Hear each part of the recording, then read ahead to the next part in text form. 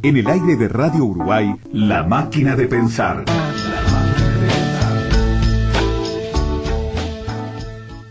Ustedes saben, el Dr. Jekyll y el Señor Hyde es una novela escrita por Robert Louis Stevenson, el hombre que escribió también La Isla del Tesoro, que fue publicada por primera vez en inglés en 1886.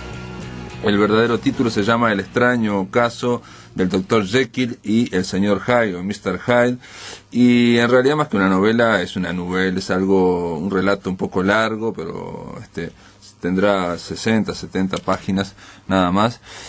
Con eso le bastó a Robert Louis Stevenson para crear, primero que fue un éxito espectacular de ventas en ese mismo año. Al año siguiente ya se adaptó a teatro y desde ahí ha sido imparable la cantidad de veces que el cine, que el teatro, que el cómic lo han tomado a esta historia, la historia de Jekyll y Hyde, como para hacer una versión o bien para tomarlo como fuente de inspiración en el sentido más amplio. Dr. Jekyll y Mr. Hyde, realmente creo que no debe haber ningún escritor de terror que no haya escrito algo sobre eso. Me acuerdo simplemente para mencionar, pero en realidad no es un super ejemplo, que Stephen King tiene un libro que se llama La mitad siniestra, donde hay un escritor que también genera un seudónimo, y ese seudónimo después toma vida, y ese escritor obviamente es un escritor violento, de literatura más bien pornográfica, terrible, y bueno, al final termina combatiendo el uno contra el otro. O sea, la idea de que hay tenemos como mínimo dos personas dentro, que está obviamente apuntada por Robert Louis Stevenson, pero también tiene base en casi todas las religiones, el dualismo, la idea de que hay una parte buena y una parte mala en todos nosotros. Simplemente lo que hizo este hombre, Robert Louis Stevenson, es darle una historia, darle una encarnadura de una forma sorprendente. Lo sorprendente también, y lo vamos a ver durante esta semana, es que esta historia que ha sido tan versionada, que ha sido tan adaptada, que ha servido de tantas fuentes de inspiración a tantas cosas, prácticamente nunca, creo yo, se basaron en la historia, digamos, escrita por Stevenson, en la forma que está hecha la narración, sino que, al igual que Drácula, un caso similar ocurrió con Drácula, todos las películas, las historietas, todo se basó básicamente en la primera obra teatral. La primera obra teatral le dio una cuestión dramática, y a partir de ahí se desarrolló el mito de Jekyll y Hyde, en el caso de Drácula también. Por eso en la década del 90 Francis Ford Coppola planteó de que quería que volver a los orígenes, tratar de basar la película de Drácula en Bram Stoker, y en el caso de Jekyll y Hyde nunca, creo yo, se han basado en la fuente original. Pero para empezar a conversar de estos dos amigos que viven en una misma persona, le voy a dar la bienvenida a Santiago García. Santiago García, ¿cómo andás? Hola, ¿qué tal? Muy bien, ¿cómo estáis? Santiago García, guionista de cómic. Este hombre vive en Baltimore, Estados Unidos. Nunca habíamos llamado ahí. Bueno, una vez que la primera. Exactamente. Santiago García es licenciado en Periodismo e Historia del Arte, debutó como guionista de historietas en el 2004, y lo estamos llamando porque en el 2009 publicaste una adaptación de este clásico, la literatura universal, Dr. Jekyll y Mr. Hyde. Lo adaptaste y junto con Javier Olivares, que obviamente es ilustrador y autor de cómics, que también vamos a hablar con él dentro de un ratito, lo adaptaron a una historieta que yo no he leído, he visto algunas imágenes, que hubiera sido mejor haberla leído antes.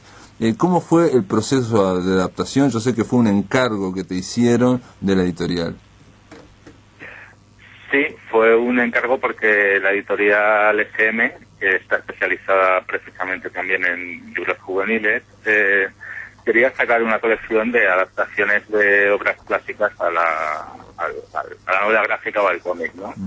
Entonces, bueno, nos sugirieron este título y nos pareció apropiado, nos pusimos a trabajar en él. Un detalle de la adaptación, porque yo te pregunto como guionista, yo por lo que he leído de tu historieta, de la historieta del extraño caso del Dr. Jekyll y Mr. Hyde no siguen, como estaba conversando y como es casi un tópico ya en Jekyll y Hyde, no siguen la novela o la nouvelle de Louis Stevenson, sino que hacen otro desarrollo cronológico.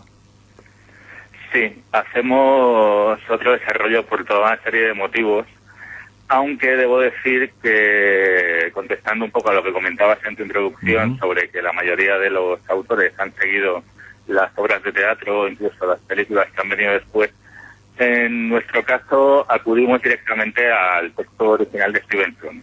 Esa fue la fuente principal porque quería recuperarlo un poco, ya que se trata precisamente de un clásico que quizá está tan, digamos, manoseado, tan usado, tan conocido por todo el mundo, que a veces acudir una vez más a la fuente te permite como redescubrirlo y hacer que sea más fresco. Lo que pasa es que una vez hecho esto, descubres que cuando quieres hacer un cómic, lo importante es poder transmitir una historia en imágenes y además en un número de páginas limitado, no podíamos utilizar todas que quisiéramos. Y descubres que precisamente el extraño caso del Dr. Jekyll y Mr. Hyde no se presta especialmente bien para contarlo en imágenes por una serie de características concretas que tiene, ¿no? Digo, cuando yo comentaba al principio del programa de que la inmensa mayoría, por no decir casi todas las adaptaciones de Jekyll y Hyde no siguen la novela, también hay un hecho real, ¿no? Un hecho real, que es que la novela está planteada como si fuera un caso policial, donde hay un hombre que entra a una casa y sale otro hombre, y está planteado durante toda la novela como si fuera un caso de Sherlock Holmes, por decir algo, y cuál es la solución a ese enigma. Y recién al final de la novela ven la transformación, y en realidad no es que eran dos hombres, es que era un hombre que se convertía en otro hombre.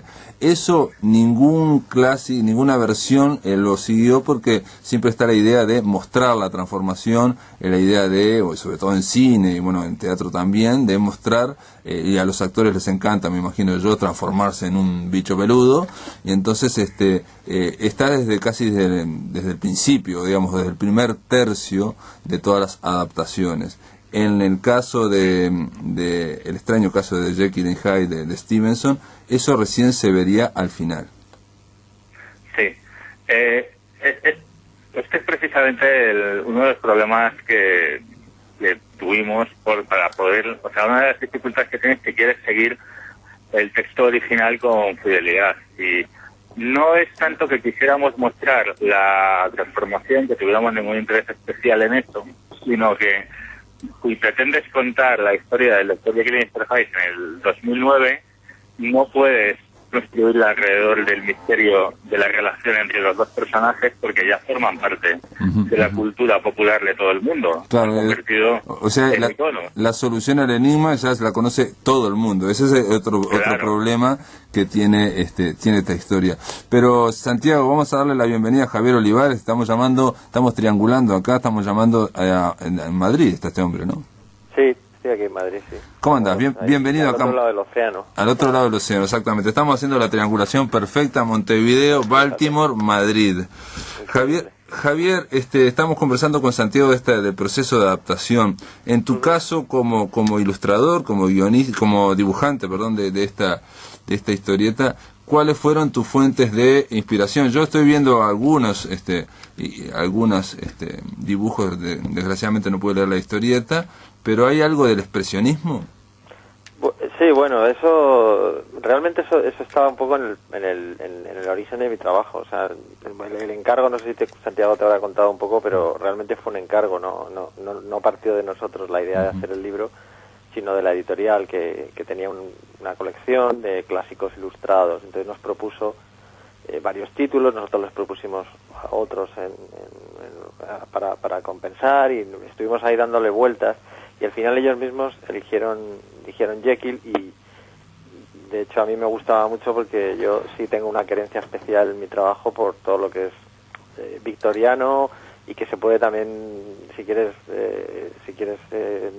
comparar con si tú dices expresionismo, quizás sí, no, quizá con un poco de estilización de sombras, ¿no? y de personajes y tal. Entonces mi estilo natural va mucho por ahí, o sea, se acerca mucho a lo que necesitaría un libro como este, ¿no? Entonces no tuve que, digamos, que inspirarme en ningún movimiento, en ningún dibujante concreto, ni nada, sino más bien dejarme llevar por el guión de Santiago y por lo que yo quería hacer con el libro, ¿no? Y bueno, y también otra cosa que también decidimos desde el principio fue no jugar a trasladar la época, que también sabes que se ha hecho mucho en las adaptaciones, en algunas adaptaciones de Jekyll, que han cambiado la época en la que transcurre, ¿no? Para, no sé, la época moderna, incluso el punto de vista, ¿no? Como algunas películas y tal. Y nosotros, quise que el libro, además Santiago también estaba de acuerdo, transcurriera en la misma época que la novela, o sea, que fuera fiel a la época de la novela, ¿no?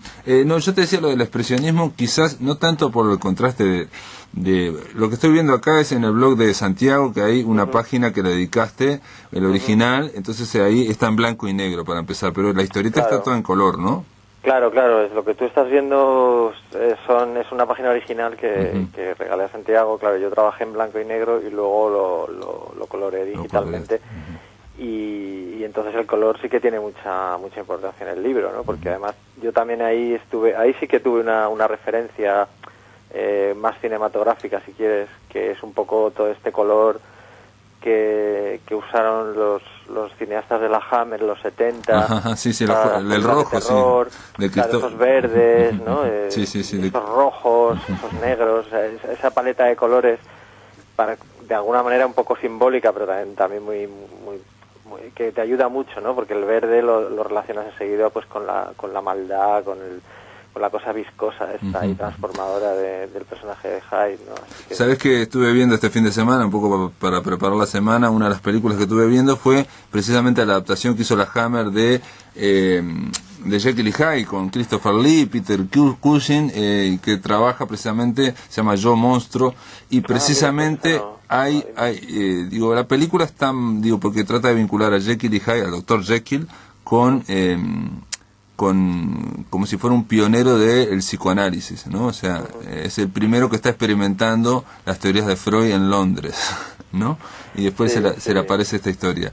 Nosotros también miramos algunas películas, no esta exactamente no, pero sí que revisamos una del año 45, creo, de Victor Fleming, con Spencer otra Tracy anterior, que era de Mammalian, de los años 30. Esa es extraordinaria, esa película. Esas son las dos, digamos, que fueron un poco la base para mí, ¿sabes? Gráficamente y a nivel incluso vestuario, incluso de localización. Yo las vi y capturé muchas imágenes de las películas para los decorados, ¿sabes? Para un poco esa ambientación, ¿no? Yo te recomiendo que veas esta, la de Christopher Lee, porque lo que destaca más es precisamente, aunque parezca mentira, la escenografía, los muebles, el color verde que decís vos, el color rojo, sobre todo el verde, ese verde, digamos, de victoriano. Y hay un verde Hammer, vamos, directamente. Yo creo que lo debieron patentar ellos o algo así. Sí, pero está muy bien hecha, toda la parte escenográfica está extraordinariamente hecha, está muy bien hecha,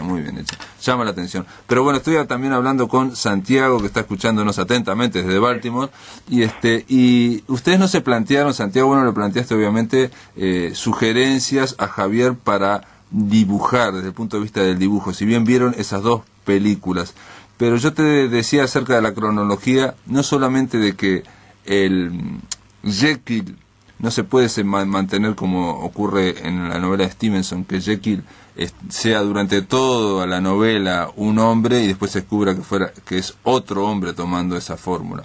Pero hay otras cosas, como por ejemplo un incidente con una niña, el Mr. Hyde, este hombre, el lado malo de Jekyll, en un momento atropella a una niña, si bien en la novela la pasa por encima, en otras versiones salta sobre ella y bueno, la deja muy malherida. Eso lo pusieron a la mitad. Sí, lo incluimos en la adaptación. El principal problema es, como decíamos, que al final cuando planteas un cómic tienes que plantearte una narración en imágenes.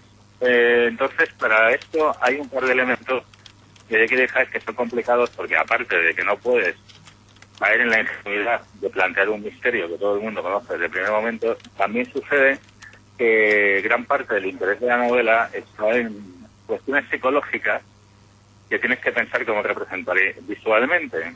Y también incluso hay otro problema en la novela original, y es que tiene un narrador inconsistente, un narrador dudoso.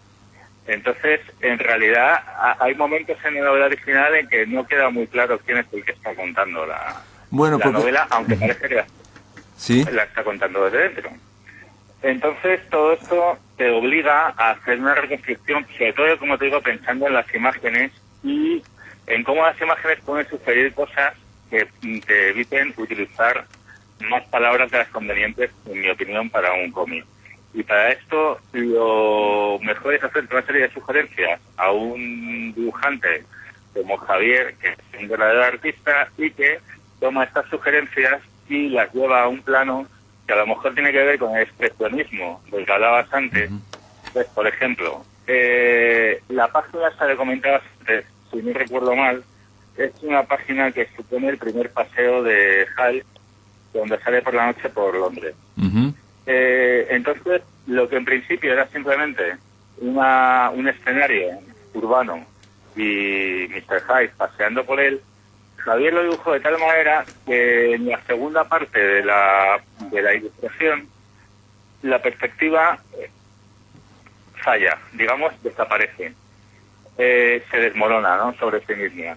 Y entonces esto representa además el lugar hacia donde va Mr. Hyde, que es un lugar moralmente, digamos, deshecho, un lugar oscuro, un lugar peligroso, y es una forma de representar visualmente cosas que son muy difíciles de explicar puramente con imágenes, ¿no?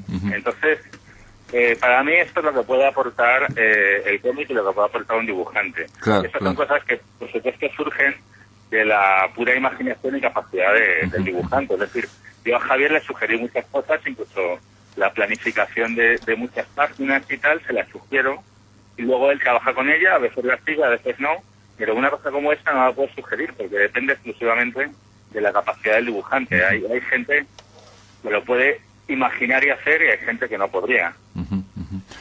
Sí, yo cuando también planteé lo del expresionismo no era solamente por los contrastes, sino precisamente por eso que decís de que los edificios en la parte superior de esta doble página en un momento son todos esquinados como si fuera el gabinete del doctor Caligari, o sea, donde no hay perpendiculares, no hay ángulos rectos, sino todo es esquinado, dando esa forma de, digamos, esa opresión, la alegría de Hyde, que ve todo de una forma muy distinta. Pero gente, después, esperen, después de la pausa continuamos conversando, si les parece bien, sobre esta adaptación que hicieron entre los dos, y los dos, uno Jekyll y otro Mr. Hyde, se pusieron a adaptar nada menos que este clásico de Robert Louis Stevenson. Esto después de la pausa.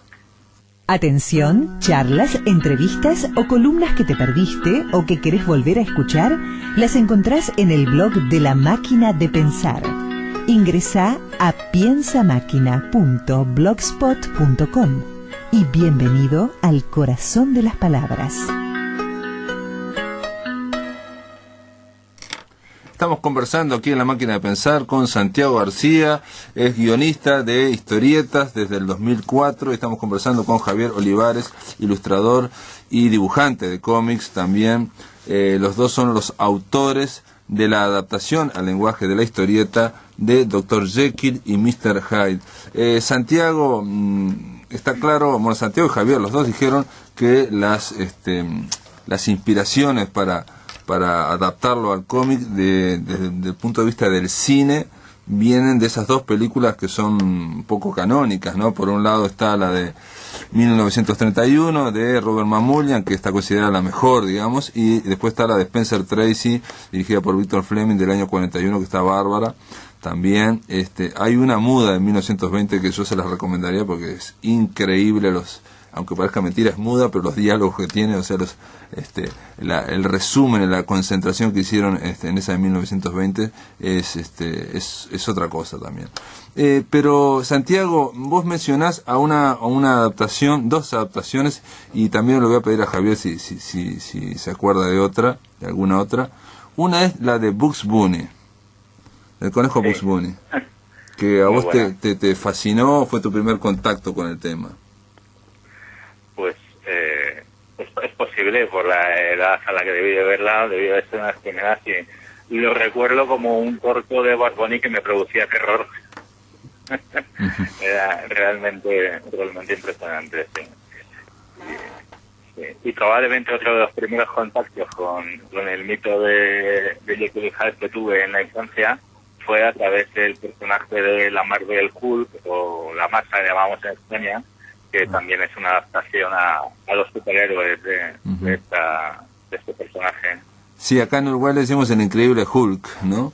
Que es lo mismo, digamos, es un científico que toma algo y se convierte en alguien primitivo con mucha fuerza. Pero vos mencionás también otra película que es, digamos, de clase B o C o Z, que yo la vi también y creo que la debo haber visto al mismo tiempo allá en España, porque yo vivía en ese momento ahí, que es El Dr. Jekyll y su hermana Hyde.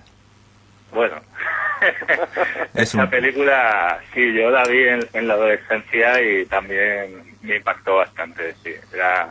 Era muy revolucionaria y realmente si la ves en una edad apropiada te puede afectar mucho. Supongo que si la viera hoy en día me pasaría a lo mejor ingenua, no he vuelto a verla, pero sí, es una película bastante original. Ahí el Dr. Jekyll se convierte en una mujer, ¿no? Que vendría a ser la señora Hyde, y yo en mi memoria era una morena, voluptuosa, ¿no? Muy exuberante, y al final se empieza a transformar para un lado y para el otro, y recuerdo las manos, una mano de hombre y una mano de mujer. Sí, yo recuerdo una película bastante perversa para mis ojos juveniles. Erótica, ¿no? Digamos, tenía una cuestión erótica. Sí. Sí. Porque ella era la asesina y ella aparte seducía, digamos. Por lo que yo he leído, yo no me acordaba, pero en esa versión, Dr. Jekyll se vincula con Jack el Destripador. Esa sería la mujer, también la señora Hyde sería el destripador o algo así. Yo no recuerdo eso, la verdad. Sí, es posible. Y Javier Olivares se ríe, pero ¿usted la vio también esa película, ese clásico? Yo la debí ver, yo no sé si, porque yo soy más o menos la edad de Santiago, algún año mayor, pero más o menos. Yo la vi hace muchísimos años en la tele, yo creo, sí. en un programa que ponían que eran de películas de terror, así, no sé si era para no dormir o puede que fuera uno de estos de los años 70. Igual que yo. 60, y sí también me acuerdo la misma sensación de Santiago, ¿no? De pronto además era una película que supongo que también por la época en la que se hizo, pues era más erótica de lo normal, y de hecho probablemente era la excusa para sacar a una tía desnuda y tal, y entonces claro, pues de pronto para un chaval jovencito aquello era como... Y luego encima de la Hammer yo creo que tenía implícito además en casi todas sus pelis una especie de erotismo morboso, subterráneo, ¿no? Todo que llega a ocurrir incluso de las películas de Drácula de Christopher Lee y tal, que eran muy voluptuosas, tenían todo el rato esta especie de erotismo malsano y extraño que no era muy evidente porque no se podía, pero que, vamos, casi que recorría toda la película, ¿no? Todas las películas de la época, ¿no? Entonces sí la vi, claro, sí. Y los dos también hablan muy mal de la adaptación que hizo Stephen Frears de Mary Reilly. En una película de 1996, en un momento se hizo Drácula con este hombre Francis Ford Coppola, fue un éxito. Entonces después se hizo Frankenstein con Kenneth Branagh, y después se hizo Jekyll y Mr. Hyde, Mary Reilly. Son películas de terror, pero de 40, de 50 millones de dólares. Nunca se habían hecho con tanto presupuesto. No, a mí Mary Reilly lo que pasa es que no es una adaptación. O sea, a ver, es una adaptación, lo que pasa es que, bueno, Santiago lo decía en el blog, en la entrevista, y él decía que lo que pasa es que era una adaptación que se creía más lista, digamos, que el original, y que lo reformulaba, ¿no? Que la miraba desde otro punto de vista diferente, ¿no? Y de hecho, a ver, es verdad que no tiene... Yo creo que traiciona muchas cosas de la novela y digamos que mira por encima del hombro a Stevenson, ¿no? De una manera así un poco pedante, ¿no? Lo que pasa es que visualmente a mí, por ejemplo, quitando toda esa parte de la historia que no tiene que ver con el libro original, sí que visualmente me gusta mucho la película, ¿no? Porque tiene un tratamiento muy teatral, muy estilizado del decorado y la puesta en escena, ¿no? Entonces yo la vi porque precisamente, yo de hecho la tengo esa película porque me gustaba mucho visualmente, ¿no?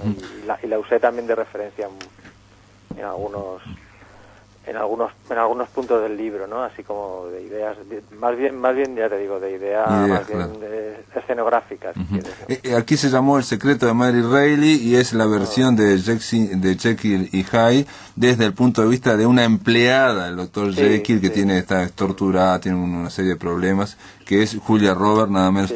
En mi memoria de esa película me parece notable la transformación, ¿no? Que siempre el tema de la transformación es lo más... Sí, de hecho en la película no se transforma en ningún tipo de monstruo, digamos, especial, sino que básicamente es una especie de transformación postmoderna, se transforma como en un tipo malo y perverso y extraño y retorcido, pero no tiene una transformación en monstruo, no pero toman la transformación como una transformación en ningún tipo de monstruo, sino simplemente lo que pasa es que transforma en otra persona.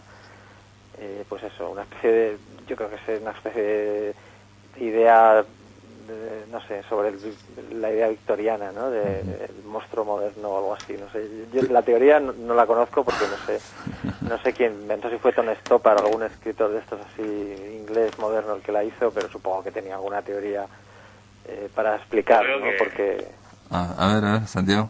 Yo creo que precisamente has mencionado Drácula de Coppola y el Frankenstein de Kenneth Branagh, que me parece que es evidente que fueron intentos como muy clasicistas de volver a los orígenes y de acudir a los fuentes para reformular desde las bases los mitos y poniendo el hincapié en el mito, mientras que Mary Reilly precisamente es lo que es todo lo contrario. O sea, lo que pretende es ser una versión postmoderna que saca el foco del centro del escenario para fijarse en los personajes secundarios, para fijarse en lo que pasa entre bambalinas, para contar la historia sin contarla, con una mentalidad que tiene mucho también de los movimientos postmodernos y de reformulaciones de la narración también de este momento, pero va totalmente en contra de la filosofía de lo que intentaban hacer Drácula y Frankenstein. Y quiero decir que aprovecho esto para comentar, volviendo a la adaptación que hablamos nosotros, que en realidad la nuestra tiene bastante fidelidad al texto original, no en el sentido, como tú bien decías, de la cronología, que no la sigue, pero básicamente lo que hacemos es reordenar los acontecimientos de acuerdo a las condicionantes formales que tenemos, pero no inventamos ni acontecimientos ni personajes, intentamos tampoco eliminar material, es decir, lo que hacemos es recolocarlo todo, pero en realidad ser bastante respetuosos con el texto, que creo que es lo que pretende, o sea, lo que no pretende hacer Mary Reilly. Sin duda, el tema es que el tema de las adaptaciones, las transposiciones, los pases de un lado para el otro, siempre se tiene estas discusiones del tema del espíritu, el tema de ponerse por encima, ¿no? En el caso de Mary Reilly ahí incluso hay una cuestión subyacente de reivindicar la sensibilidad femenina, cosas así que creo que son muy de la época, que no sé, la verdad que no tienen nada que ver con la obra. A mí, simplemente para terminar, me parecía, en mi memoria, la transformación estaba bien porque no era que Jekyll se transformara en Hyde, sino que le salía una persona de adentro, ¿no? Le surgía un ser humano, digamos, de adentro, se dividía como si fuera un siamés, por decir algo. Gente, Javier y Santiago los tengo que dejar porque nos hablamos ya dos bloques en torno a esta adaptación. Es una lástima que yo no esté acá en Uruguay, ¿no? Pero estaría bueno leerla porque es algo... Va a salir ahora en creo que la edita una SM Brasil. Ah, mira. Vamos, por lo menos eso nos han dicho. Yo, de hecho, yo creo que hace poco hablé con una editora de aquí de España que me dijo que sí, que habían hablado con los brasileños y parece que sí, ya incluso nos han mandado derechos, o sea que sí que se edita. Lo que pasa es que en la web todavía no está, pero vamos, que igual la puedes conseguir más fácilmente ahí en Brasil, no sé si será igual, no, pero vamos. Muy bien. Vamos a tener más cerca. Muy bien, la vamos a tener más cerca. Ha sido un placer hablar con Santiago García, guionista, con Javier Olivares, dibujante, ilustrador de esta adaptación al cómic. Vamos a seguir después de la pausa, vamos a seguir conversando con Rodolfo Santulo, un guionista uruguayo también que va a presentar un cómic este jueves, pero eso después de la pausa. Amigos, gracias por estar acá en La Máquina de Pensar. Venga, gracias. Gracias a vosotros. Un abrazo. Atención, charlas, entrevistas o columnas que te perdiste o que querés volver a escuchar, las encontrás en el blog de La Máquina de Pensar. Ingresá a piensamáquina.blogspot.com y bienvenido al corazón de las palabras. Amigos, le doy la bienvenida a un amigo acá de la casa, al señor Rodolfo Santulo. ¿Cómo le va, Rodolfo? ¿Qué tal, Pablo? Buenas noches, ¿cómo va? Buenas noches. Acá tendríamos que estar escuchando un tema de Tito y Tarántula, Cucarachas Enojadas. Yo sé que a usted le gusta mucho. ¿Es verdad? Sí. Sé que te gusta Tito y Tarántula y bueno, lo propuso Andrés Capelán, pero bueno, la verdad que no lo ponemos para poder conversar rápidamente con vos en este programa dedicado, parece al cómic, ¿no? Los 3 bloques de hablando con guionistas e ilustradores de cómic. Rodolfo Santulo, vas por tu, no sé, última en el horno novela gráfica, El Club de los Ilustres. Sí, es un libro que venimos preparando hace un tiempo con Guillermo Hans, un dibujante de Florida, que bueno, es una suerte de sátira histórica, novela folletín de aventuras, es como una mezcla medio rara. Uh-huh. Esto ganó los fondos concursables.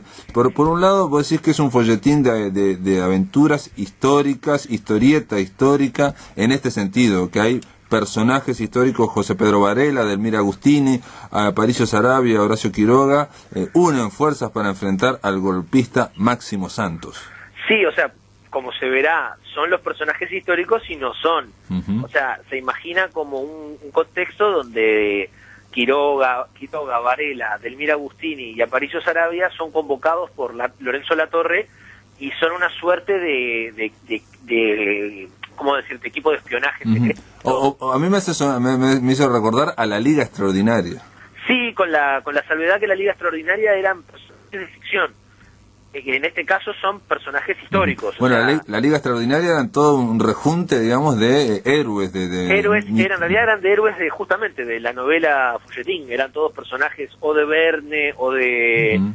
O de, ¿cómo se llama? El que hizo las minas del rey Salomón. No sé, me sale... Burroughs, no. Haggard, creo que Haggard, ahí va, Ryder Haggard.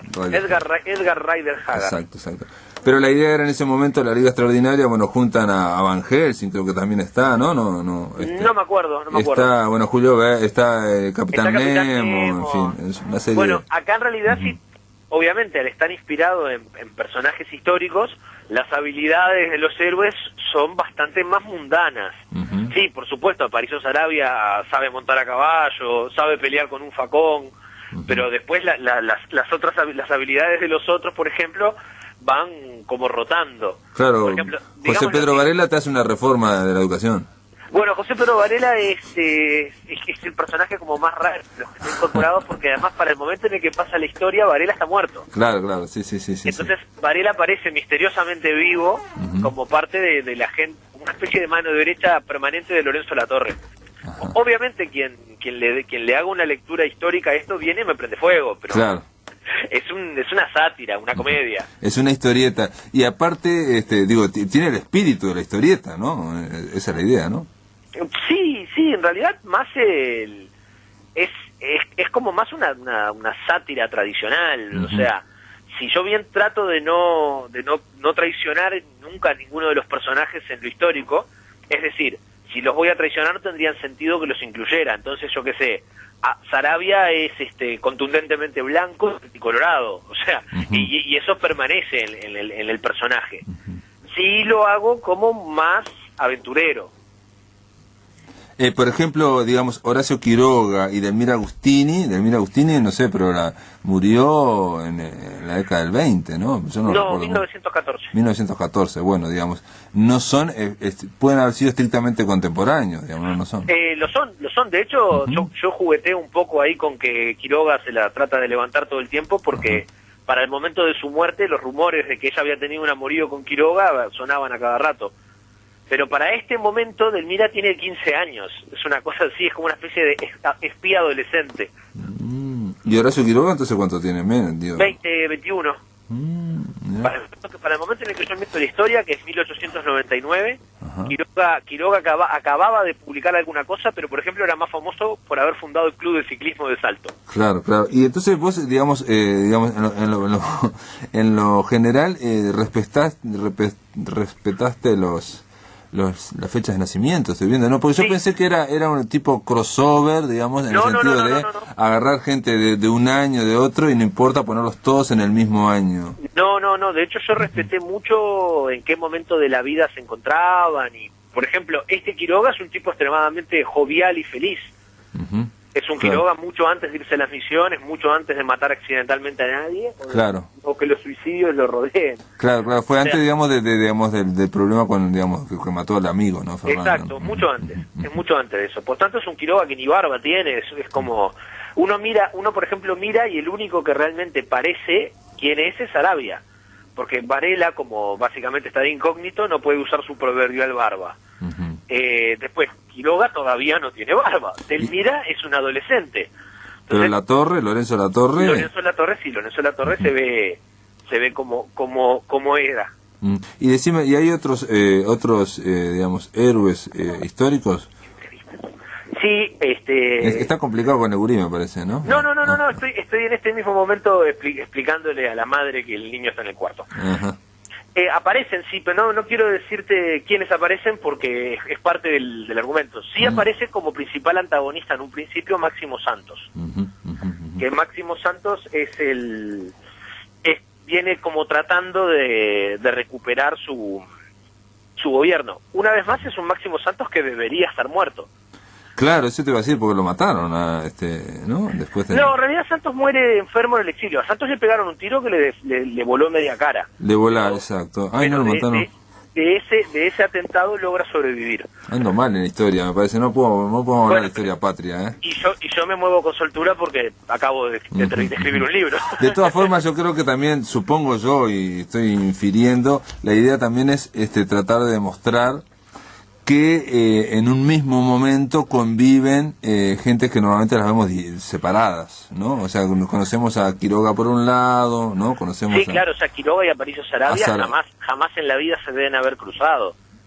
O sea, es parte del juego. No, pero me refiero que están en el mismo espacio y estaban incidiendo en la misma realidad y de alguna forma estaban interaccionando pese a que sean campos distintos.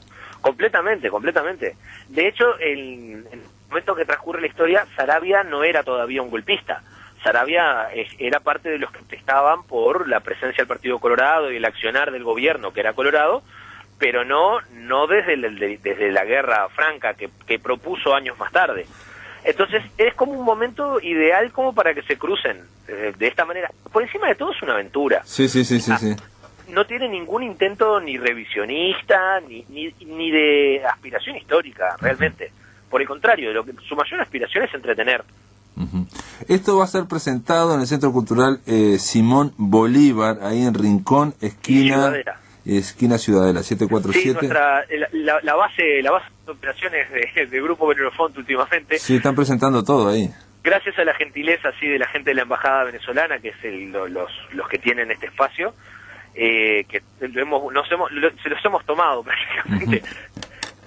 19:30 lo presentamos el jueves. Este jueves a las 19:30 va a estar usted, Rodolfo Santuro, va a estar obviamente Guillermo Hans, el dibujante. ¿Va a haber alguien más que hable de...? Sí, van a estar los otros dos creadores de la idea, porque el Club de los Ilustres es una idea, la típica idea que surge de una reunión de borrachos, donde todo el mundo se pone a hablar de... Vi que Richard Danta estaban ahí, ¿no? Richard Danta en realidad es abstemio, pero... Sí. Estábamos todos en una reunión y estaría buena una aventura donde se cruzaran, y así fue que salió esta idea, y van a estar con nosotros también Ignacio Calero y Richard Danta, que son los otros dos malhechores que llegaron a la idea de Delmira Agustini, Quiroga, Sarabia y Varela peleando contra Santos. Muy bien, mándale un abrazo fuerte a Richard Danta, que es un amigo también. Otro amigo de la máquina de pensar. Exacto, sí, ha hablado un par de veces por acá, no ha hablado más porque en realidad nunca nos encontramos, siempre está muy ocupado. Es un hombre por demás ocupado, para tener su presencia hubo que hubo que pedir cita con antelación. Es muy difícil, sí, es muy difícil, incluso no tiene celular o lo tira a la basura. No, es un hombre del siglo XX. Sí, del siglo XX o del principio del siglo... O antes. Che, estamos, Fito, hablando acá esta semana de Dr. Jekyll y Mr. Hyde. ¿Vos has visto...? Una de las mejores novels de Robert Louis Stevenson. Yo creo que, digo, de él y del siglo XIX, porque uno lo lee y no puede creer que de esas 60 páginas, 70 páginas, haya salido todo lo que salió de ese relato largo, esa novela. Tiene además un mérito enorme. Toda persona que hoy día lee el Dr. Jekyll y Mr. Hyde saben que son la misma persona, porque ya no hay manera de no saberlo, es algo que forma parte de nuestra cultura general. Y aún así, el relato de Stevenson se sostiene. No importa, no importa saberlo. El tipo escribió tan bien eso, de que aunque uno sabe que parte del relato se apoya en la revelación, de que y todo el mundo lo sabe. Sí, pero el relato se apoya en tratar de dar una solución fantástica a un enigma policial. Está contado como si fuera un policial. Sí. De hecho, Stevenson se cuenta entre mis autores de cabecera desde siempre. Es otro que esté catalogado raudamente como autor de aventuras, y yo creo que Stevenson fue mucho más que eso. Sí, no, fue un gran escritor, yo lo estuve leyendo de nuevo, porque ya lo había leído hace tiempo, y otra de los placeres que hay de releer El extraño caso del Dr. Jekyll y Mr. Hyde es ver todas las diferencias que hay con lo que uno cree que lo que ha visto a lo largo de tanto tiempo. Por ejemplo... Nos estábamos olvidando, el Dr. Jekyll y Mr. Hyde forman parte de la Liga Extraordinaria. Ah, mirá vos. Sobre todo Hyde, que es el que usan cual fuerza bruta y músculo, lo mandan a darse de golpes.